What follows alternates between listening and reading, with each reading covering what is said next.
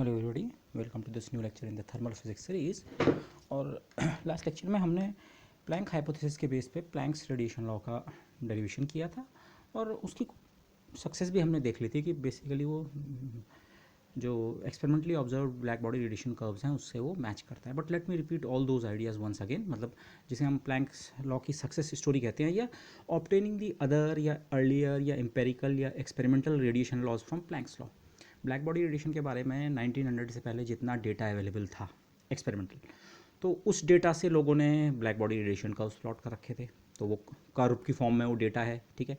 फिर उसके अलावा कुछ एम्पेरिकल या सेमी एम्पेरिकल या थ्योरेटिकल बेसिस पे उन्होंने कुछ लॉज डिराइव कर रखे थे, जैसे Wien's displacement law, lambda M into T is equal to B, okay, peak का जो शिफ्ट होता है टेम्परेचर के साथ। दूसरा Stefan Boltzmann law, total power emitted per unit area of a black body is proportional to the fourth power of the absolute temperature।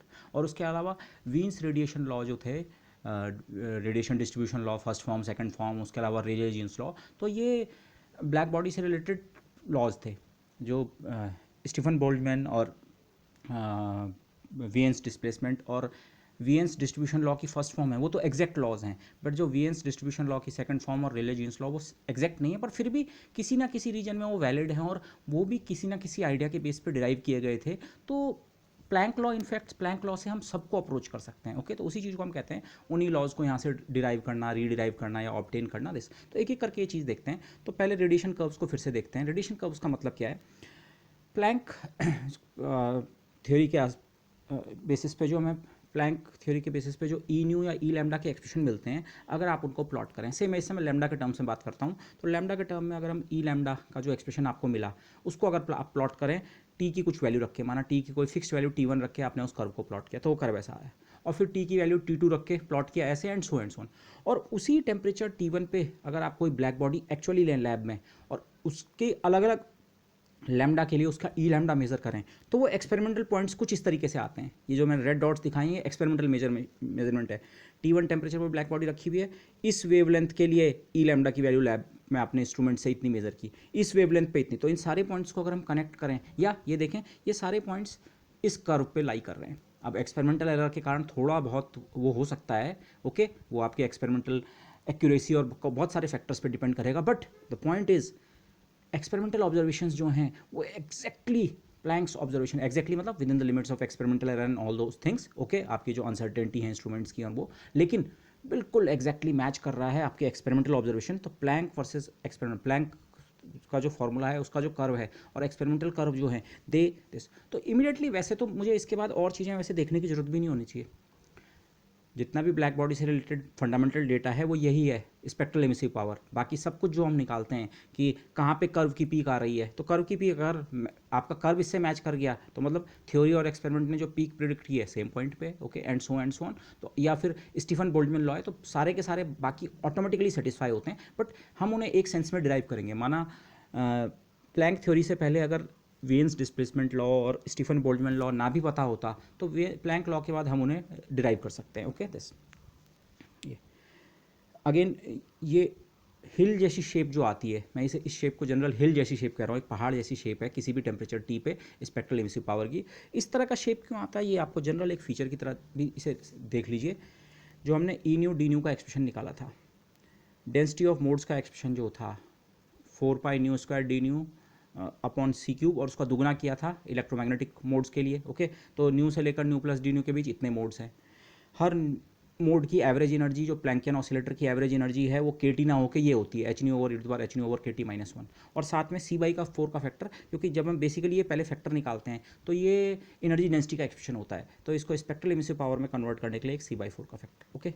तो बाकी चीज़ें इसमें सारे कॉन्स्टेंट फैक्टर्स हैं। जो यहाँ मेन चीज़ है न्यू, अगर हम न्यू के टर्म में देख रहे हैं तो new dependent part new square, बल्कि मैं इस पार्ट को अलग और इस पार्ट को अलग ही देखता हूँ। डेंसिटी ऑफ मोड्स का जो एक्सप्रेशन है वो न्यू स्क्वायर के प्रोपोर्शनल है। तो अगर न्यू हमारा इधर को इंक्रीज़ कर रहा है, लैम्डा इधर को इंक्रीज़ कर रहा है, तो न्यू स्क्वायर इधर को, तो न्यू ये, ओके। और ये वाला फैक्टर जो है एवरेज एनर्जी, जैसे हमने लास्ट उसमें बात की थी, न्यू में फ्रीक्वेंसी में इस स्केल में जीरो इधर कहीं है, तो उस पॉइंट पे इस फैक्टर की वैल्यू सबसे ज़्यादा होती है। और जैसे जैसे न्यू बढ़ रहा है, इधर को न्यू बढ़ रहा है, तो एवरेज एनर्जी कम होने लगती है, कम होने लगती है, कम होने लगती है, और न्यू टेंडिंग टू इन्फिनिटी में वो जीरो हो जाती है। ये पॉइंट जो है ओरिजिन जिसे हम कहते हैं लैम्डा में, तो ये जीरो को करस्पॉन्ड करता है, पर फ्रीक्वेंसी स्केल में ये इन्फिनिटी को करस्पॉन्ड करता है। ओके दिस तो इस तरह के दो फैक्टर्स को अगर आप मल्टीप्लाई करें तो फिर आपका जो रिजल्टेंट फंक्शन है क्वालिटेटिवली आप समझ सकते हैं वो ऐसा पहाड़ जैसी शेप ही शो करेगा, क्योंकि जो एक्सट्रीम लेफ्ट और एक्सट्रीम राइट रीजन है वहाँ इनमें से कम एक फंक्शन ऑलमोस्ट जीरो है, तो फिर प्रोडक्ट आपका बहुत कम बनेगा। और बीच के रीजन में ये भी बहुत ज़्यादा नहीं है पर बहुत कम भी नहीं है, और ये भी बहुत ज़्यादा नहीं है लेकिन बहुत कम भी नहीं है, तो इनका प्रोडक्ट कुछ मीडियोकर बना and you get something like this. Okay, so एक क्वालिटेटिव तरीका है समझने का कि क्यों इस तरह के कर्व्स हमें मिलते हैं। ओके दिस, इस एक्सप्रेशन को एग्जैक्टली आप लिखें तो ये ऐसा बनता है, कॉन्स्टेंट सारे एक साइड कर दिए, 8 से 4 का फैक्टर कैंसिल करके एंड ऑल दोज, तो 2πh/c² और new square into new new cube and this, तो ये ओके। तो ये तो हम लास्ट उसमें भी बात कर चुके थे, बट ये मैंने इसलिए कहा बेसिकली इसी से ब्लैक बॉडी के बारे में आप हम यहीं से घोषित कर सकते हैं कि Planck law black body theory को कम्प्लीटली एक्सप्लेन करता है। ओके दिस, बट उसको और फॉर्म में भी देखें उस चीज़ को। एक और लॉ जो पता था ब्लैक बॉडी के बारे में स्टीफन ने, जिसे उस बेसिस पे निकाला था, से एक्सपेरिमेंटल बेसिस से, ओके, ब्लैक बॉडी की प्रॉपर्टीज़ को यूज़ करके एंड वो किरचॉफ्स लॉ वगैरह यूज़ करके, और बाद में बोल्ट्जमैन ने उसका थर्मोडायनेमिक्स से उसको आर्ग्यूमेंट से उसे डिराइव किया था, तो जिसे स्टीफन बोल्ट्जमैन लॉ कहा जाता है कि the total energy emitted over all wavelengths या frequencies from unit area of a black body in unit time is proportional to the fourth power of the absolute temperature। कोई black body है, उसके unit area से unit time में जो total energy आ रही है, total energy का मतलब टोटल रेडियंट एनर्जी सारी वेवलेंथ्स और सारी फ्रीक्वेंसीज़ के ऊपर। आप केवल एक वेवलेंथ या फ्रीक्वेंसी विंडो को नहीं देख रहे हैं, पूरी की पूरी जितना उससे इमिशन हो रहा है, तो कुल मिला के यूनिट एरिया से यूनिट टाइम में कितना इमिशन हो रहा है, तो उसको अगर वो करें तो एक्सपेरिमेंटली ये पता लगा था, और बाद में बोल्ट्जमैन ने डिराइव भी किया था कि ये टेम्परेचर की फोर्थ पावर के प्रोपोर्शनल है। लेकिन अब हम ये प्लैंक लॉ से यहाँ पे डिराइव कर सकते हैं। ओके दिस, और उसका एक एडवांटेज और मैं आपको बताऊंगा क्या। ओके, एडवांटेज या उसको एक फिजिक्स का एक बहुत इंपॉर्टेंट नोशन आप यहाँ से समझ सकते हैं। Total energy emitted per unit time को आप पावर लिख सकते हैं, तो बेसिकली हम पावर पर यूनिट एरिया की बात कर रहे हैं। ओके, ब्लैक बॉडी के यूनिट एरिया से आने वाली पावर, टोटल का मतलब सारी फ्रीक्वेंसीज या सारी वेवलेंथ के ऊपर। तो ई न्यू डी न्यू, या इसी को आप ई लैम्डा डी लैम्डा के टर्म में भी कर सकते हैं। ये आपको बताता है कि न्यू से लेकर न्यू प्लस डी न्यू तक का रेडिएशन जो है वो कितनी एनर्जी लेके आ रहा है, ओके, यूनिट एरिया से यूनिट टाइम में। तो अगर मैं इस एक्सप्रेशन के ऊपर इंटीग्रेट कर दूं 0 से लेकर इन्फिनिटी तक, तो बेसिकली मैं सारी फ्रीक्वेंसीज़ के ऊपर जो टोटल एनर्जी आ रही है यूनिट एरिया से यूनिट टाइम में, वो कंप्यूट कर रहा हूँ।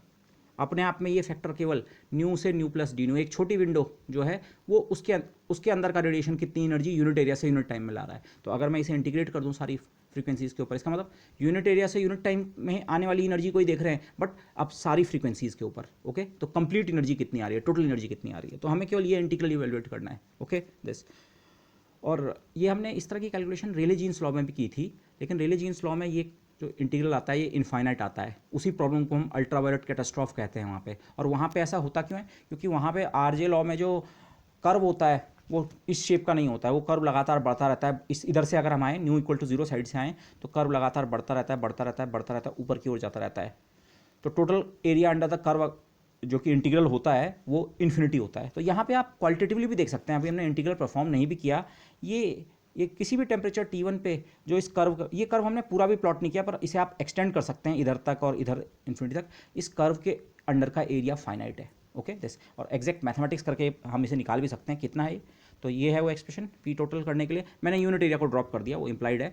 तो total power emitted from the unit area of a black body is given by over all frequencies is given by E new की ये वैल्यू अब मैं इस्तेमाल कर रहा हूँ। कांस्टेंट को बाहर ले लिया, integral 0 to infinity nu cube this. Again ये सब्स्टिट्यूशन यहाँ पे हम बार बार करेंगे जब मैथमेटिकल मैनिपुलेशन भी करनी होती है। तो ये H nu upon K T का फैक्टर जो है, इसे लेट से मैं अगेन एक्स रख लेता हूँ, आप कुछ और नाम भी रख सकते थे, लेट मी से इट अगेन एक्स। और फिर मैं आपको रिमाइंड कराऊंगा ये एक्स बेसिकली मेज़र कर रहा है fight between energy of quanta, harmonic oscillator जो हमारे यहाँ पे बना, उसके दो अलाउड एनर्जी लेवल्स के बीच का गैप होता है एच न्यू। ये कोई भी दो, आप इसे फर्स्ट सेकंड ना सोचें, 50th 51 भी हो सकता है, 1000 वाला 1001 वाला, तो कोई भी दो एनर्जी लेवल्स के बीच का डिफरेंस एच न्यू है। तो ये न्यूमरेटर एच न्यू है, क्वांटा का साइज जिसे हम कहते हैं। ओके, और के टी है थर्मल एनर्जी। टेम्परेचर टी पे जो एवरेज थर्मल एनर्जी है वो के टी के ऑर्डर की होती है, इसे हम ऐसे कहते हैं। तो ये बेसिकली इसकी फाइट है। ओके, तो अभी मैं केवल एक मैथमेटिकल सब्स्टिट्यूशन कर रहा हूँ। H nu upon K T को अगर मैं एक्स रख दूँ तो फिर न्यू की जगह आपको ये के टी अपॉन एच का फैक्टर यहाँ चले जाएगा इंटू एक्स, और कहाँ कहाँ चेंज होगा, डी न्यू होगा, के टी अपॉन एच कॉन्स्टेंट है, डी एक्स। और लिमिट्स ऑफ इंटीग्रेशन पे भी ध्यान दें, जब x जीरो है तो न्यू भी जीरो होगा, और जब x इन्फिनिटी है तो न्यू भी इन्फिनिटी, क्योंकि ये के टी और h किसी गिवन टेम्परेचर टी पे आप ये प्रोसेस कर रहे हैं, ब्लैक बॉडी का टेम्परेचर टी आपने फिक्स रखा हुआ है, तो के भी कांस्टेंट है, टी भी कांस्टेंट है, एच भी कांस्टेंट है, तो ये एक फाइनाइट पॉजिटिव कांस्टेंट है। तो x जीरो होने पे न्यू जीरो, x इन्फिनिटी होने पे न्यू इन्फिनिटी, या रिवर्स में बोलना चाहिए था मुझे, न्यू जीरो है तो x जीरो है, और न्यू इन्फिनिटी है तो x इन्फिनिटी है। तो मतलब लिमिट्स ऑफ इंटीग्रेशन x के टर्म में भी जीरो से इन्फिनिटी। तो ये जो इंटीग्रल है पी टोटल का, ये अब 2πh/c² पहले से था, और यहाँ देखिए न्यू क्यूब अपने साथ के टी अपॉन एच के 3 फैक्टर लाएगा, साथ में एक्स क्यूब, लेकिन डी न्यू भी अपने साथ एक के टी अपॉन एच का फैक्टर और डी एक्स। तो एक्स क्यूब और डी एक्स को तो आप इंटीग्रल के अंदर रख लेंगे, लेकिन कुल मिला के के टी अपॉन एच के जो आ रहे हैं 4 फैक्टर आ रहे हैं। See this very carefully, new cube के कारण 3 फैक्टर आए के टी अपॉन एच के, और एक डी न्यू ने भी दिया। बस यही इंपॉर्टेंट पॉइंट है, एलिमेंट्री मैथमेटिक्स करके आ रहा है, बट बी केयरफुल हियर। तो कुल मिला के, और के टी अपॉन एच कॉन्स्टेंट है, तो के टी अपॉन एच के आपको 4 फैक्टर मिल गए। यहीं पे बेसिकली स्टीफन बोल्ट्जमैन लॉ अगर आपको कोई प्रूफ करने को कहे कि प्रूफ, आपका प्रूफ यहीं पे कंप्लीट हो चुका है। कैसे? ये जो पार्ट है ये एक डेफिनेट इंटीग्रल है। आपको मैथमेटिक्स में इस तरह का सवाल दिया है, इस इंटीग्रल को आप करें तो इस इंटीग्रेशन को करने के बाद आपको केवल एक नंबर मिलेगा। नंबर से मेरा मतलब क्या है, ठीक है, एक्स, चलिए आप सोचें एक्स कुछ वेरिएबल्स के टर्म में डिफाइन किया है, आप इस इंटीग्रल को करें, पहले अगर इसकी लिमिट्स को पुट ना करें तो ठीक है, आपको एक्स के रूप में कुछ आंसर मिलेगा, लेकिन उस आंसर में आप एक्स को अपर लिमिट पे इन्फिनिटी और लोअर लिमिट पे जीरो रखेंगे, तो मतलब फाइनली ये जो एक्सप्रेशन है ये इवेलुएट होके आपको जस्ट एक नंबर देने वाला है। वो नंबर बेसिकली है क्या, आप उसे मैथमेटिक्स लैंग्वेज में सोच सकते हैं, अगर एक्स क्यूब अपॉन ई पावर एक्स माइनस वन हम किसी फंक्शन का नाम रखें, एक्स क्यूब अपॉन ई पावर एक्स माइनस वन, तो उस फंक्शन, वो फंक्शन जीरो से इन्फिनिटी तक कितना एरिया ऑक्यूपाई कर रहा है, और ये फंक्शन अगर हम प्लॉट करें एक्स क्यूब अपॉन ई पावर एक्स माइनस वन वाला, ये फंक्शन कुछ इस तरीके का बनेगा। मैं एग्जैक्ट होने की कोशिश नहीं कर रहा हूँ, समथिंग लाइक दिस, मतलब इस पॉइंट पे भी जीरो और यहाँ इन्फिनिटी पे भी जाके भी ये जीरो हो जाएगा, और ये इंटीग्रल बेसिकली इस एरिया को मेजर कर रहा है, और ये एरिया फाइनाइट है। तो कुल मिला के अगर मैं इस इंटीग्रल को इवेलुएट नहीं भी कर पा रहा हूँ तो हमें ध्यान केवल ये रखना है, ये इंटीग्रल फाइनाइट होता है एक। तो अब total power emitted 2 constant, pi constant, H constant, C constant, और यहाँ से के पावर 4 कांस्टेंट और एच पावर 4 कांस्टेंट, और ये भी एक कांस्टेंट निकला, कुछ नंबर निकला, तो टोटल पावर टेम्परेचर की 4th पावर के प्रोपोर्शनल है। यही तो स्टीफन बोल्ट्जमैन लॉ है। ये देखिए टी के 4 फैक्टर लेकिन कहाँ से आए थे, फिर से देखिए 3 फैक्टर न्यू क्यूब ने सप्लाई किए थे जब हमने सब्स्टिट्यूशन किया, और 1 फैक्टर डी न्यू ने किया था, तो कुल मिला के टी के 4 फैक्टर दिस। तो स्टीफन बोल्ट्जमैन लॉ तो यहीं पे प्रूव हो गया। अगर ये इंटीग्रल आप एग्जैक्टली इवेलुएट नहीं भी कर पा रहे हैं तो आप ये लिख सकते हैं, ये एक न्यूमेरिकल वैल्यू होगी, से एन, हमें नहीं पता कितना है बट सम एन, तो फिर भी आप देख सकते हैं पी टोटल जो है टी पावर 4 के प्रोपोर्शनल है। सो स्टीफन, इसी को हम कह रहे हैं कि अगर हम केवल प्लैंक लॉ जानते हैं तो प्लैंक लॉ से Stephen Boltzmann law automatically follow होता है, डिराइव किया जा सकता है वहाँ से। ओके, तो पी टोटल जो है, ये जो कांस्टेंट थे मैंने के टी और एच के फैक्टर को अलग अलग पावर्स में लिख दिया, K4/H4 T4, और ये इंटीग्रल जो है जिसकी वैल्यू को मैं आई लिखूंगा वो कोई न्यूमेरिकल वैल्यू है, मुझे नहीं पता अभी कितनी है बट ये कोई न्यूमेरिकल वैल्यू है। तो क्लियरली ये एक्सप्रेशन ये बता रहा है total power is proportional to the 4th power of the absolute temperature. तो स्टीफन बोल्ट्जमैन लॉ प्रूव हो गया, आपको इंटीग्रल इवेलुएट करने की जरूरत नहीं पड़ी, बट मतलब even without evaluating the integral आपने स्टीफन बोल्ट्जमैन लॉ प्रूव कर दिया है। ओके दिस, क्योंकि ये इंटीग्रल आपका एक डेफिनेट इंटीग्रल था। ओके, लेकिन अगर आपको एग्जैक्टली ये इंटीग्रल निकालना ही पड़े, ये इंटीग्रल निकालने की जरूरत क्यों पड़ सकती है, क्योंकि आप जानते हैं स्टीफन बोल्ट्जमैन लॉ में जो प्रोपोर्शनलिटी कांस्टेंट आता है सिग्मा, ओके, जिसे स्टीफन बोल्ट्जमैन कांस्टेंट या कई बार केवल स्टीफन्स कांस्टेंट कहा जाता है, यहाँ पे नाम में कंफ्यूज ना करें, वैसे आपको पता होगा, केवल जब हम बोल्ट्जमैन कांस्टेंट कहते हैं, केवल बोल्ट्जमैन का नाम लिया जाता है, तो वो बोल्ट्जमैन कांस्टेंट के है। ओके दिस, बेसिकली वो जो आर होता है गैस कांस्टेंट पर मोल के बराबर होता है, ये hopefully you know this. Okay this, लेकिन जब हम स्टीफन्स बोल्ट्जमैन कांस्टेंट कहते हैं, स्टीफन बोल्ट्जमैन कांस्टेंट या केवल स्टीफन्स कांस्टेंट वैसे उसको यूजुअली कहा जाता है, तो वो ये वाला होता है जब स्टीफन ने जो एक्सपेरिमेंटली जो लॉ डिराइव किया था इंपेरिकल बेसिस पे कि टोटल पावर टी पावर 4 के प्रोपोर्शनल होती है, और वहाँ पे प्रोपोर्शनलिटी कांस्टेंट का नाम सिग्मा। ओके, और इनिशियल एक्सपेरिमेंट से ग्रेजुअली लोग सिग्मा की वैल्यू को फाइंड करने की कोशिश भी कर रहे थे, लेकिन अब तो हमने ये लॉ प्लैंक्स लॉ से डिराइव किया है, तो अगर मैं इस इंटीग्रल को इवैल्यूएट कर सकूं तो t⁴ के अलावा बाकी जितना फैक्टर है, ये फैक्टर और ये इंटीग्रल की जो न्यूमेरिकल वैल्यू है, ये मल्टीप्लाई करके जो बचेगा वही तो सिग्मा है। तो मतलब सिग्मा की वैल्यू हम प्लैंक्स लॉ से निकाल सकते हैं। ओके दिस, तो let's do that. But if one needs to exactly determine the constant of integration, constant of integration नहीं था, कांस्टेंट ऑफ इंटीग्रेशन नहीं है बेसिकली, ये कांस्टेंट ऑफ प्रोपोर्शनैलिटी, प्रोपोर्शनैलिटी का जो कांस्टेंट है यहाँ पे, जिसे हम स्टीफन्स कांस्टेंट कहते हैं, अगर आप वो डिटरमिन करना चाह रहे हैं तो फिर इस इंटीग्रल की वैल्यू आपको पता होनी चाहिए। और ये इंटीग्रल ये था 0 to ∞ x³/e⁻x−1/x। अब इसका आंसर मैंने आपको सीधे सीधे दे रखा है। ये इंटीग्रल आपके लेवल पे इवैल्यूएट करना इतना ईजी नहीं है, टफ भी नहीं है, बट मैं सीधे इसका आंसर है π4/15। ओके दिस, इस इंटीग्रल की लेकिन कुछ प्रॉपर्टीज़ हैं, ये डायरेक्टली आपके लिए रेलिवेंट नहीं है, but still as students of physics and mathematics this is some knowledge that you must have. ये जो इंटीग्रल है ना, इस तरह का इंटीग्रल या इससे मिलते जुलते इंटीग्रल स्टैटिस्टिकल मैकेनिक्स में बहुत कॉमनली आते हैं। जब आप बोस-आइंस्टीन गैस की प्रॉपर्टीज़ या वो चीज़ें वहाँ पे वो करते हैं तो ऐसे कुछ इंटीग्रल्स आते हैं। ऐसे कुछ मतलब हर इंटीग्रल में x⁻³ होना जरूरी नहीं है, हो सकता है x⁴ हो और डिनोमिनेटर का भी कुछ स्क्वायर या कुछ ऐसा हो। ओके, इस क्लास ऑफ फंक्शंस को इन जनरल पॉलीलॉग फंक्शंस कहते हैं, पॉलीलॉगरिथमिक फंक्शन कुछ इस तरह का नाम इन्हें कहते हैं। बट ये लेकिन दूसरी जो मैं जिस चीज़ से थोड़ा साइड में आपको कुछ नॉलेज देना चाह रहा हूँ, मैथ्स में एक बहुत इंपॉर्टेंट क्लास ऑफ फंक्शंस या फंक्शन डिफाइन होता है जिसे कहा जाता है Riemann zeta function. Okay, Riemann zeta function symbol आप जो भी यूज़ करें, ओके, इसके आर्ग्यूमेंट को माना हम एस लिखें तो रीमान जीटा फंक्शन जिसका आर्ग्यूमेंट एस है उसकी डेफिनेशन बहुत सिंपल है, समेशन n = 1 to ∞ 1/n⁻s। मतलब अगर आप बेसिकली ये एक सीरीज़ है, किस तरह की series, 1/1⁻s + 1/2⁻s + 1/3⁻s + 1/4⁻s plus up to infinity. ये सीरीज़ जो भी इवेलुएट करके इसका सम आता है उसे ही आप कहते हैं ओ ये रीमान जीटा फंक्शन की वैल्यू है एस पे। माना मैं सीधे 4 वैल्यू ले रहा हूँ, 4 वाली वैल्यू की मैं बात इसलिए कर रहा हूँ क्योंकि वो हमारे इंटीग्रल से रिलेटेड है। अगर आप रीमान जीटा फंक्शन 4 पे बात करें कि रीमान जीटा फंक्शन की वैल्यू 4 पे कितनी होती है, तो उसका मतलब है 1/1⁴ + 1/2⁴ + 1/3⁴ प्लस अप टू इन्फिनिटी। और एक्चुअली ये 4 वाली वैल्यू इंटरेस्टिंग क्यों है, क्योंकि इस इंटीग्रल की वैल्यू इस सीरीज़ का सम जो है ये किया जा सकता है, ठीक है, और ये एक्चुअली आता है π4/90। और अगर आप हमारा इंटीग्रल देखें ये π4/15 है। इनफैक्ट जो रिलेशन है, ज़्यादा एक्यूरेट रिलेशन ये है, Riemann zeta function for the value 4, वो हमारा जो ये इंटीग्रल है ये वाला, इसका 1/6 के बराबर होता है। ओके दिस, तो रीमान जीटा फंक्शन अगर आपने आज तक नहीं भी सुना है तो this is a good point two से कि हाँ एक रीमान जीटा फंक्शन होता है। और ये जो इंटीग्रल है ये basically Riemann zeta function for s = 4 का 6 गुना है। ओके, मैं इसे ऐसा लिख सकता हूँ, ये जो इंटीग्रल है ये 6 गुना है किसका, Riemann zeta function at the point 4।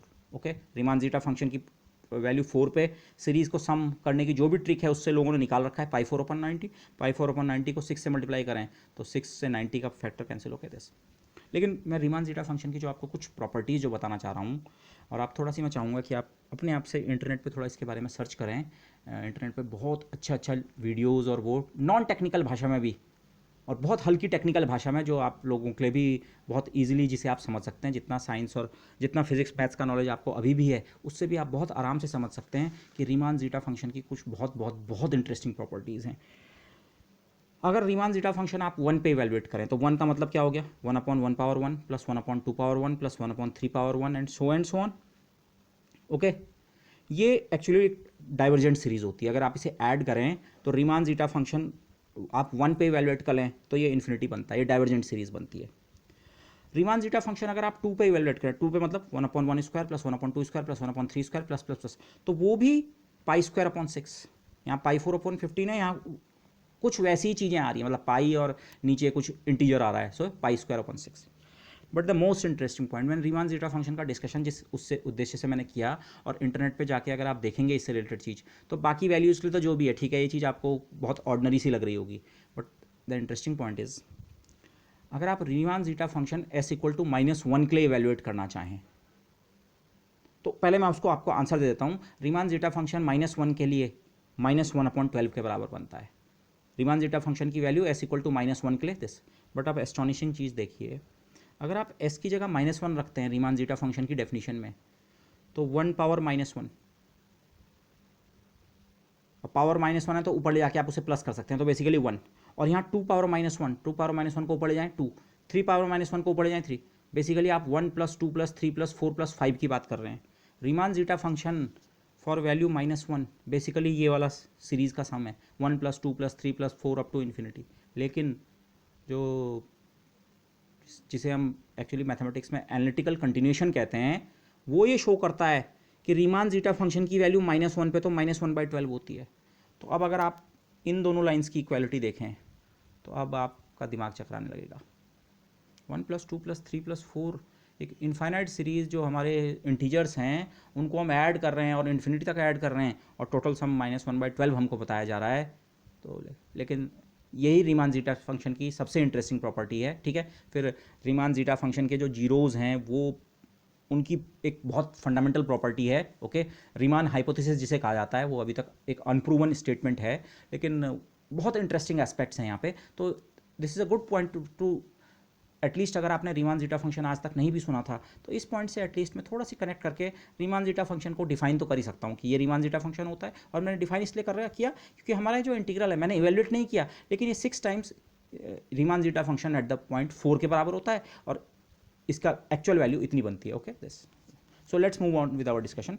तो इशू ये था, total power radiated from unit area of a black body हम निकालना चाह रहे थे, तो उसमें ये करके हमारे पास एक इंटीग्रल बना था, लेकिन उस इंटीग्रल की न्यूमेरिकल वैल्यू हमने फिक्स पहले नहीं की थी। मतलब हमने कहा उसके बिना भी स्टीफन बोल्ट्जमैन लॉ हमें दिख रहा है कि हाँ total power emitted 4th power of absolute temperature के प्रोपोर्शनल होगी, बट एग्जैक्ट वैल्यू भी आप इस इंटीग्रल की अब हमारे पास है π4/15। तो अगर मैं ये यहाँ सब्स्टिट्यूट कर दूँ तो टोटल पावर का एक्सप्रेशन ये हो गया। कॉन्स्टेंट्स को आप सबको अलग कर दीजिए, ठीक है, जो कैंसिल वगैरह पार्ट्स अगर कुछ हो रहे हैं, और T⁴ तो स्टीफन बोल्ट्जमैन लॉ के हिसाब से टोटल पावर इंटू T⁴ के प्रोपोर्शनल तो होती है, लेकिन जो वहाँ कॉन्स्टेंसी का फैक्टर होता है वही तो सिग्मा होता है, स्टीफन्स कांस्टेंट। तो इसका मतलब सिग्मा इस फैक्टर के बराबर है। अब आप इसे इस सेंस में सोचिए, स्टीफन के टाइम पे या जब तक प्लैंक्स लॉ का डेरिवेशन नहीं हुआ, तो ये जो कांस्टेंट है ये अपने आप में स्टीफन्स एक कांस्टेंट था, ये एक कांस्टेंट था। एक्सपेरिमेंटल ऑब्जर्वेशन से आपको एक कांस्टेंट मिला, आपको लगा ये थर्मोडायनेमिक्स की प्रॉपर्टीज से कहीं से आ रहा है, लेकिन बाद में जब प्लैंक्स लॉ डिराइव हो गया, प्लैंक्स लॉ में भी थर्मोडायनेमिक्स के आइडिया भी इंप्लॉय हुए, बट वहाँ सबसे फंडामेंटल आइडिया वो क्वांटम आइडिया था कि एनर्जी का एक्सचेंज। तो वहाँ से पता लगा ये सिग्मा कोई फंडामेंटल कांस्टेंट नहीं है। सिग्मा तो 2 और पाई और k और 15 और c और h के टर्म्स में डिफाइन होता है। और अगर मैं यहाँ पे फिजिकल कांस्टेंट्स की बात करूँ तो k, c और h जो फंडामेंटल कांस्टेंट्स हैं, सिग्मा की वैल्यू तो उनसे डिटरमिन होती है। तो सिग्मा कोई फंडामेंटल चीज़ नहीं है उस सेंस में, ओके। दिस कुछ बुक्स में अगर आप ये नोटेशन देखें, आपके लेवल पे मैंने ये नोटेशन इंट्रोड्यूस नहीं किया, जिसे हम कहते हैं H cross symbol, okay. H cross एक सिंबल है जिसको हम इस तरह से डिफाइन करते हैं H/2π। फिजिक्स में आप देखेंगे बाद में जब आप क्वांटम मैकेनिक्स स्टडी करेंगे, आप देखेंगे H/2π का फैक्टर बार बार आता है। H के साथ यूजुअली हमेशा डिनोमिनेटर में आपको एक 2π का फैक्टर दिखेगा कई केसेस में। तो फिर हम एक शॉर्ट हैंड नोटेशन इंट्रोड्यूस करते हैं कि H/2π को हम H क्रॉस लिखेंगे, लिखते भी इसे ऐसे ही हैं H, और इसे क्रॉस कर दिया, और पढ़ते भी इसे H क्रॉस हैं, ओके। तो कहीं कहीं ये एक्सप्रेशन आपको H क्रॉस की फॉर्म में भी लिखा हो सकता है 2π के फैक्टर के साथ। तो अगर आप H क्रॉस सिंबल को नहीं जानते हैं तो आप H क्रॉस को भी शायद H सोच रहे हो, और तब आपको वो एक्सप्रेशन इससे डिफरेंट दिखेगा, न्यूमेरिकल फैक्टर अलग दिखेंगे। तो ये वो गलत नहीं है, ये इस चीज़ को बुक्स में केयरफुली देख लीजिए कि कहीं आपकी बुक जो है वो H क्रॉस सिंबल तो इस्तेमाल नहीं कर रही है। अगर वो H क्रॉस सिंबल इस्तेमाल कर रही है तो H क्रॉस की जगह H/2π रख के देखिए, आपको यही एक्सप्रेशन मिल जाएगा, okay. So be a bit careful about this. और अगर इन सारे कॉन्स्टेंट्स की न्यूमेरिकल वैल्यू आप रख दें, ये तो सिग्मा की आप वैल्यू फाइंड भी कर सकते हैं। आप लैब में भी लोगों ने पहले मेज़र की, जब तक प्लैंक्स लॉ नहीं था लोगों ने एक्सपेरिमेंटली मेज़र किया कि अच्छा टेम्परेचर बढ़ाने पे पावर जो है 4th पावर के हिसाब से ग्रो कर रही है, और प्रोपोर्शनलिटी कांस्टेंट एक्सपेरिमेंट से निकाला, लेकिन अब हम उसे थ्योरी से भी निकाल सकते हैं। तो थ्योरेटिकली अगर आप इन सब की वैल्यू प्लग करें तो इसकी वैल्यू लगभग इतनी आती है, ओके। 5, 6, 7 पावर 8 एक पैटर्न यहाँ पे बनता है, याद रखने के लिए मैं कह रहा हूँ, otherwise 5.67 into 10⁻⁸ watt per metre square kelvin power 4, okay, watt per metre square. So unit area से पर मीटर स्क्वायर से इतनी पावर, वॉटेज में पावर, टेम्परेचर के 4th पावर के प्रोपोर्शनल, ओके। तो SI यूनिट्स में दिस, तो जो पैटर्न है अगर याद ही रखना हो एग्जाम पर्पज के लिए, 5, 6, 7 और 8 के फैक्टर आते हैं यहाँ पे, 5.67 और 10⁻⁸, ओके। सो दिस और एक्सपेरिमेंटल ऑब्जर्वेशंस भी सिग्मा की यही वैल्यू देते हैं। अगेन वो मेजरमेंट और उसके बीच का जो एरर है उसके कारण थोड़ा डिफरेंस हो सकता है, बट अब तो हमने थ्योरेटिकली निकाल ली है इसकी वैल्यू। ओके, और सिग्मा, इसीलिए मैं कह रहा हूँ सिग्मा को हमें फंडामेंटल कांस्टेंट नहीं सोचना चाहिए। सिग्मा तो के, सी और एच के टर्म में डिफाइन होता है। Okay, this is not a fundamental constant. इस तरह के फीचर को हम फिजिक्स में यूनिफिकेशन कहते हैं। शॉर्ट ऑफ, ये कंप्लीट यूनिफिकेशन तो मैं नहीं कहना चाहिए मुझे इसे, बट स्टिल आप इस तरह से सोचिए, स्टीफन बोल्ट्जमैन लॉ एक फिजिक्स में एक अलग सा नियम था। कहाँ से आया मैं उसकी बात नहीं कर रहा हूँ, एक्सपेरिमेंटल भी था, थ्योरेटिकल बेसिस भी था, बट वो एक अलग, आप सोच रहे थे हाँ ये तो अपने आप इसका एक नियम का स्टेटस है। बट यहाँ प्लैंक्स थ्योरी के बाद तो ये तो प्लैंक थ्योरी में ही कंटेंट है। अगर प्लैंक का फॉर्मूला सही है, और वो तो सही, हमें यहीं पता लग गया था कि वो तो सही है, तो फिर प्लैंक्स लॉ से ही ये अपने आप, स्टीफन बोल्ट्जमैन लॉ तो अपने आप बनता है। तो Stefan Boltzmann law planks law के बाद कोई इंडिपेंडेंट लॉ नहीं है, प्लैंक लॉ ने उसे भी अपने में समाहित कर दिया है। तो इसी तरह के फीचर को हम यूनिफिकेशन कहते हैं फिजिक्स में। और कुछ और चीज़ें आप यहाँ पे देख सकते हैं, यहाँ पे अल्ट्रावायलेट कैटास्ट्रॉफ नहीं हो रहा है, और उसका रीज़न मैं आपको अभी हल्के में समझाऊंगा। बाद में मैं लास्ट में जब इस सारे डिस्कशन को कंक्लूड करूँगा ब्लैक बॉडी रेडिएशन का, तब मैं इस पर ज़्यादा इम्फेसिस करूँगा। एक्चुअली हो क्या रहा है, अगर आप रेले जीन्स में अगर आपको ध्यान हो, रेले जीन्स लॉ में डेंसिटी ऑफ मोड्स का एक्सप्रेशन तो हमारा यही वाला आता है, 8 pi nu square D nu upon C cube वाला। तो 8 पाई न्यू स्क्वायर को आप प्लॉट करें और बाकी कांस्टेंट्स हैं, न्यू स्क्वायर को आप फ्रीक्वेंसी के साथ प्लॉट करें, फ्रीक्वेंसी इधर से देखो, 8 पाई न्यू स्क्वायर का ग्राफ ऐसा आता है, जबकि एवरेज एनर्जी का ग्राफ ऐसा आता है फ्रीक्वेंसी के साथ KT। लेकिन और जब इनको मल्टीप्लाई करते हैं तो ये तो क्योंकि कांस्टेंट है, तो ओवरऑल ग्राफ की शेप क्वालिटेटिवली ऐसी रहती है, मतलब ये ग्राफ कहीं नीचे आता ही नहीं है, बढ़ता रहता है, बढ़ता रहता है, बढ़ता रहता है, बढ़ता रहता है, और उसी के कारण अल्ट्रावायलेट कैटास्ट्रॉफ मिलता है। अल्ट्रावायलेट कैटास्ट्रॉफ मतलब ब्लैक बॉडी का टेम्परेचर कुछ भी हो, ये जो हायर फ्रीक्वेंसी वाले मोड्स हैं, जिनकी फ्रीक्वेंसी हायर और हायर और हायर हैं, उनका जो एनर्जी कंट्रीब्यूशन है टोटल इमिटेड पावर में, वो तो बढ़ता ही जा रहा है, बढ़ता ही जा रहा है, बढ़ता ही जा रहा है। ये कर्व नीचे आ ही नहीं रहा है। तो क्योंकि इन प्रिंसिपल जो हमारे पास फ्रीक्वेंसी मौजूद होती हैं वो 0 से इन्फिनिटी तक की सारी फ्रीक्वेंसीज़ हैं, और ज़्यादा फ्रीक्वेंसी का एनर्जी कंट्रीब्यूशन ज़्यादा हो रहा है, तो फिर टोटल एनर्जी का आउटपुट जो है वो इन्फिनिटी हो जाता है, अल्ट्रावायलेट कैटास्ट्रॉफ। लेकिन इस समय क्या सिचुएशन हुई है, ये तो क्लासिकल थ्योरी के बेसिस पे था। प्लैंक फार्मूले में ये इस एक्सप्रेशन पे कोई फर्क नहीं पड़ा, डेंसिटी ऑफ मोड्स का वही एक्सप्रेशन है, स्टैंडिंग वेव्स वगैरह वैसी ही बन रही हैं, लेकिन एवरेज एनर्जी जो बनती है उसका expression h nu over e to the power h nu over KT minus 1। और इसको हम किसी फिक्स टेम्परेचर T पे अगर फ्रीक्वेंसी के साथ प्लॉट करें तो ये ग्राफ ऐसा आता है, ये इधर से आके इधर, और फिर इन्हीं का मल्टीप्लिकेशन वो पहाड़ जैसी शेप देता है आपको ये। तो इसको आप ऐसे समझ सकते हैं, हुआ क्या है, ये वाले मोड्स सचमुच बहुत ज़्यादा हैं। डेंसिटी ऑफ मोड्स आपको ये बता रहा है कि हाई फ्रीक्वेंसी पे मोड्स का नंबर बहुत ज़्यादा है, उससे और ज़्यादा फ्रीक्वेंसी पे नंबर ऑफ मोड्स और बढ़ रहे हैं। तो हायर और हायर फ्रीक्वेंसी की तरफ जब आप आ रहे हैं तो कैविटी के अंदर मोड्स की अवेलेबिलिटी ज़्यादा और ज़्यादा है, लेकिन उन मोड्स के पास एनर्जी नहीं है। अभी मैं इसे बहुत रफली कह रहा हूँ, उस बहुत हाई फ्रीक्वेंसी वाले मोड की अगर आप एनर्जी देखें, ये न्यू से लेकर न्यू प्लस डी न्यू, बहुत हाई फ्रीक्वेंसी में आप देख रहे हैं, तो ऐसे मोड्स तो बहुत सारे हैं। सिस्टम पे एनर्जी रखने के तो बहुत सारे तरीके हैं। मोड का मैंने आपको मीनिंग बताया था, सिस्टम पे एनर्जी रखने का ये अवेलेबल तरीके हैं, बहुत सारे ऐसे तरीके इस समय मौजूद हैं हाई फ्रीक्वेंसी रेंज पे, लेकिन उन मोड्स के पास एनर्जी है ही नहीं। मोड्स में जो एनर्जी पंपिंग होती है वो थर्मल एनर्जी से होती है।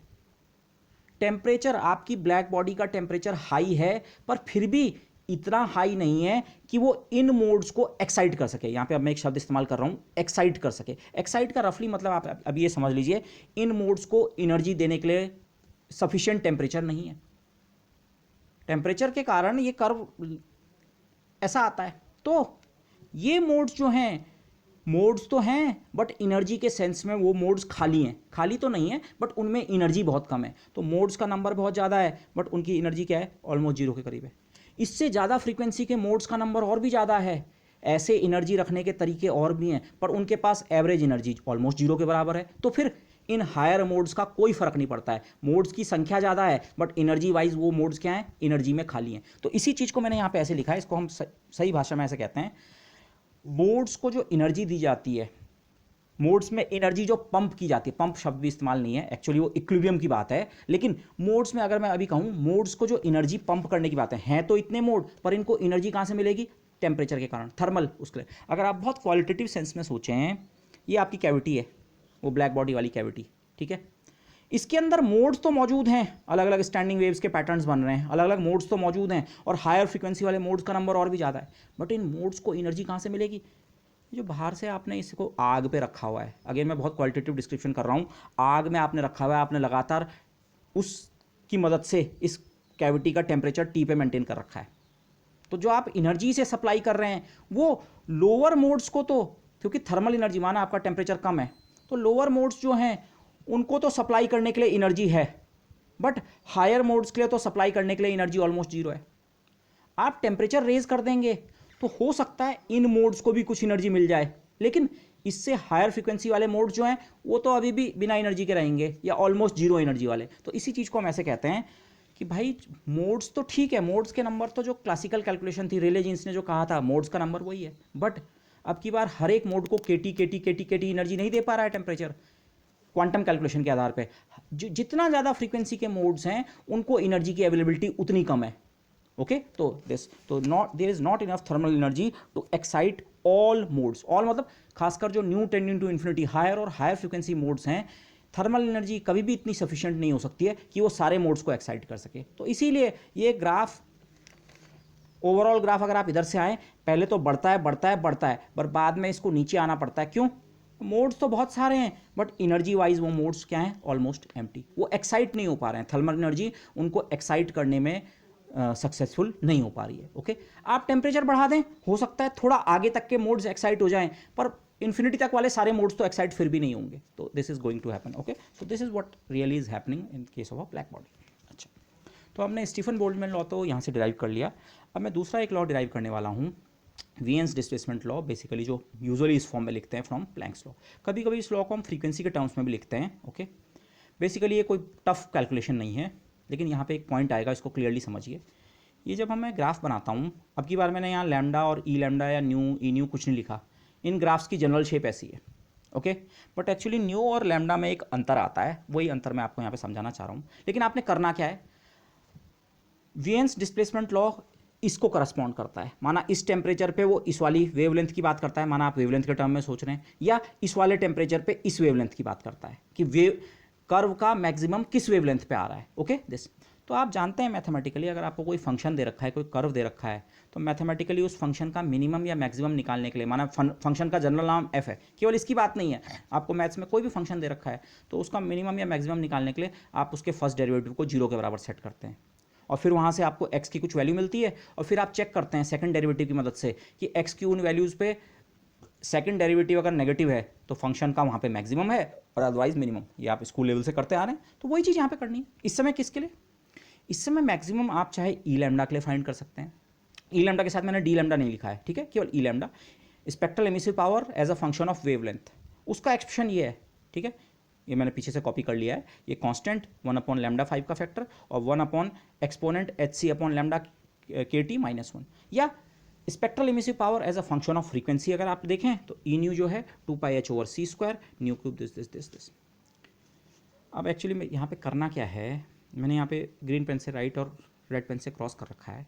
होगा क्या, मैं इसके साथ कैलकुलेशन करूँगा, मतलब मैं ई न्यू को अपना फंक्शन मान के, हाँ कि स्पेक्ट्रल एमिसिव पावर फ्रीक्वेंसी के टर्म में कुछ है, और फिर उसका मैक्सिमम कहाँ पे आ रहा है, मतलब किस फ्रीक्वेंसी पे मुझे मैक्सिमम मिलना है, ये मुझे पता चल जाएगा। ओके, यहाँ से तो मैं इस तरह की मैथमेटिक्स यहाँ करने वाला हूँ, लेकिन यहाँ से मुझे एक्चुअली गलत आंसर मिलेगा। गलत, वो पूरी तरह भी गलत नहीं है, इसी को मैं आपको बताना चाह रहा हूँ। होता क्या है सिचुएशन, आप जो करेंगे इस वाले केस में करना, ये आपको खुद करना पड़ेगा, यही मैथमेटिक्स करनी है, लेकिन ओके लास्ट में मैं आपको यहाँ का आंसर भी दे दूंगा। और अब मैं ये पॉइंट करना चाह रहा हूँ क्यों ऐसा होता है कि न्यू और लैम्डा वाले केस से आपको अलग अलग आंसर मिलते हैं। आप ये सोच सकते हैं भाई न्यू बराबर सी लैम्डा होता है, न्यू पता है तो लैम्डा पता है, लैम्डा पता है तो न्यू पता है, बट स्टिल खासकर जब वीएन्स डिस्प्लेसमेंट लॉ के डेरिवेशन की बात आती है, अगर आप वीएन्स डिस्प्लेसमेंट लॉ इस फंक्शन के मैक्सिमा या मिनिमा को निकाल के कोशिश करेंगे, हमें मैक्सिमा देखना है, तो फिर आपका आंसर स्लाइटली रॉन्ग होगा। रॉन्ग किस सेंस में है उसको भी मैं आगे दिखाता हूँ, बट अभी just let me just do the mathematics. तो ठीक है, मेरे पास ई न्यू फंक्शन है, ये रहा, मुझे न्यू में के रेस्पेक्ट में इसकी पीक देखनी है कि किस फ्रीक्वेंसी पे ये कर्व, चाहिए वाला हो चाहिए वाला हो चाहिए वाला, एक फिक्स टेम्परेचर टी पे हम देख रहे हैं, तो इस कर्व की पीक कहाँ पे आ रही है। तो बेसिकली ये न्यू का फंक्शन है, न्यू के रेस्पेक्ट में इसे डिफ्रेंशिएट करके डिफ्रेंशिएशन को जीरो के बराबर सेट करो, first derivative of the function को जीरो के बराबर। लेकिन साथ में ये भी ध्यान आप रखें, ये जो कंडीशन होती है या मिनिमम और मैक्सिमम दोनों के लिए अप्लाई होती है। वो पर्टिकुलर पॉइंट मिनिमा का है या मैक्सिमा का, वो आप फिर सेकंड डेरिवेटिव से चेक करते हैं। सेकंड डेरिवेटिव का साइन जो है, सेकंड डेरिवेटिव अगर नेगेटिव होता है तो वो पॉइंट मैक्सिमा का होता है, और सेकंड डेरिवेटिव अगर पॉजिटिव होता है तो पॉइंट मिनिमा का होता है, और सेकंड डेरिवेटिव अगर जीरो होता है तो वो भी आपको पता होगा। ओके दिस, तो आप कुछ नहीं, ई न्यू का एक्सप्रेशन ये रहा, इसको न्यू के रेस्पेक्ट में डिफ्रेंशिएट करो, कांस्टेंट 2πh/c²। ठीक है, ये मैंने सर्कल इसलिए कर रखा है क्योंकि राइट हैंड साइड में जीरो है तो बाकी इस फैक्टर की ओवरऑल कोई इंपॉर्टेंस नहीं है आगे। ठीक है,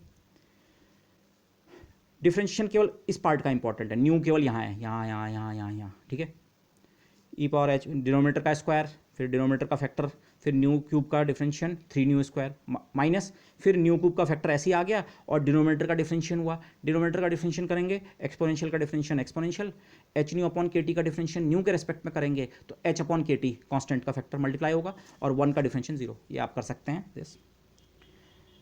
यहाँ से आप कुछ पार्ट कॉमन ले सकते हैं, इन दोनों में न्यू स्क्वायर का फैक्टर है और ये डिनोमिनेटर का फैक्टर मैंने अलग कर दिया। ये इसको मैंने ब्लू, जिस पार्ट को मैंने ब्लू सर्कल किया था इसको मैं इक्वेशन के राइट हैंड साइड में ले गया और वहाँ जीरो है इसलिए जीरो, बाकी अंदर ये बचा। यहीं से आप न्यू की वैल्यू देख सकते हैं। देखिए इसको इस तरह सोचिए, ये एक पार्ट इंटू दो पार्ट इंटू तीन पार्ट्स का प्रोडक्ट है न्यू स्क्वायर का, ये स्क्वायर ब्रैकेट के अंदर जो एक्सप्रेशन लिख रखा है, और 1/(h⁻) के होल स्क्वायर का फैक्टर का प्रोडक्ट है। तो अगर तीन चीज़ों का प्रोडक्ट जीरो होता है तो या तो पहली चीज़ जीरो हो सकती है, दूसरी या तीसरी या तीनों भी हो सकती है। तो आपके पास ये केस हो सकता है कि आपका न्यू स्क्वायर बराबर जीरो, और न्यू स्क्वायर बराबर जीरो का मतलब न्यू जीरो हो सकता है। ठीक है, मिनिमम या मैक्सिमम की कंडीशन आपको बता रही है न्यू इक्वल टू जीरो वाले पॉइंट पे मिनिमम या मैक्सिमम में से कुछ होगा। ये डिनोमिनेटर में ये वाला फैक्टर है और ये कब जीरो बनेगा, इस फैक्टर को अगर जीरो बनना है, 1 में जीरो बनना है तो मतलब अपने आप इस फैक्टर की वैल्यू इन्फिनिटी होनी चाहिए, और इस फैक्टर की वैल्यू इन्फिनिटी होने का मतलब न्यू जब इन्फिनिटी होगा। Okay, nu equal to infinity. वैसे ये पूरी तरह से सही कंक्लूजन नहीं है क्योंकि मुझे इसको इसके साथ इंक्लूड करके देखना चाहिए, बट स्टिल ये गलत भी नहीं है, आंसर वाइज ये सही दे रहा है। मतलब ये जो दो फैक्टर्स हैं इनसे अगर हमें ये राइट हैंड साइड का जीरो मिल रहा है तो मतलब न्यू की एक वैल्यू जीरो हो सकती है और न्यू की एक वैल्यू इन्फिनिटी। लेकिन ये पॉइंट्स जो हैं ये मैक्सिमा के पॉइंट नहीं है, ये एक्चुअली मिनिमा के पॉइंट है। वो आप क्वालिटेटिवली भी देख सकते हैं, हमारा curve nu equal to zero, nu इधर कहीं है, न्यू इक्वल टू जीरो पे भी कर्व अपने मिनिमम पे होता है, जीरो पे होता है, और फिर राइज करता है और इन्फिनिटी तक आते आते फिर जीरो हो जाता है। तो ये जो दो पॉइंट्स हैं ये हमारे काम के नहीं है। वीएन्स डिस्प्लेसमेंट लॉ तो मैक्सिमम वाले पॉइंट को ढूंढ रहा है, तो मिनिमम वाले पॉइंट्स जो हैं ये हमारे काम के नहीं है। तो मतलब ये फैक्टर और ये फैक्टर से जो जीरो मिल रहा है वो हमारे काम का नहीं है। तो हमारे काम का कौन सा जीरो है, जो यहाँ से मिलेगा दिस। ओके, तो दिस, और आप इसे एक्सप्लिसिटली चेक कर सकते हैं। वैसे ऐसे ही नहीं करना चाहिए, क्वालिटेटिवली हमें नहीं देखना चाहिए, हमें इस फंक्शन का एक और डिफरेंशिएशन करना चाहिए, और न्यू इक्वल टू जीरो वाले पॉइंट पे फंक्शन की वैल्यू देखनी चाहिए, सेकंड डेरिवेटिव की वैल्यू वो पॉजिटिव आएगी। ऐसे ही न्यू इक्वल टू इन्फिनिटी वाले पॉइंट पे भी सेकंड डेरिवेटिव की वैल्यू देखेंगे वो भी पॉजिटिव आएगी। इसका मतलब ये पॉइंट्स क्या थे एक्चुअली, लेकिन अब ये जो ये फैक्टर है ये हमारे काम का है, ये हमें जीरो एक्चुअली यहाँ से मिल रहा है, ये मैक्सिमा के कॉरस्पॉन्ड करेगा दिस। ओके, तो ये बराबर zero corresponds to maxima. Again वो मैंने जो बेसिक क्राइटेरिया आपको दे रखा है, यहाँ मैंने न्यू के टर्म में मुझे करना चाहिए था, sorry, solve for nu equal to nu zero, nu equal to nu zero.